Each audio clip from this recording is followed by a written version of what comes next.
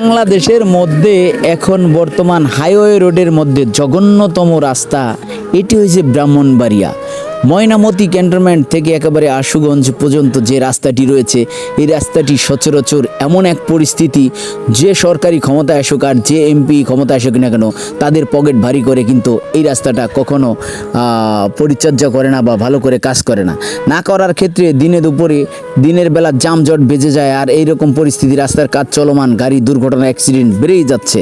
আর রাতের বেলা ড্রাইভাররা গাড়ি চালাতে পারে না, যানজটের ভিতরে ডাকাইতে গাছ কাইটা তারপরে ড্রাইভারদের হাতিয়ে টাকা কামায়। এই রাস্তাটি দেখার মতো কি কেউ নেই? এ সরকার যেই আসুক না কেন ক্ষমতায়, কিন্তু রাস্তার কাজটা কেন করে না? বাংলাদেশের আনাচে কানাচে শেখ হাসিনার আমলে সব জায়গায় কাজ হয়েছে, কিন্তু এই ব্রাহ্মণবাড়িয়া রাস্তাটা কি অপরাধ করছে? শুধু কি ড্রাইভাররা হয়রানি, ড্রাইভাররা গাড়ি চালায় সেজন্য কি ওরা অপরাধী? এইটা একটু হতিয়ে দেখা উচিত এবং কি রাস্তাটার কাজ এমার্জেন্সি করা উচিত, না হলে সাধারণ ড্রাইভাররা ও মানুষের ভোগান্তি শেষ হবে না, আর এই মৃত্যু ফাঁদ থেকে কেউই রেহাই পাবে না।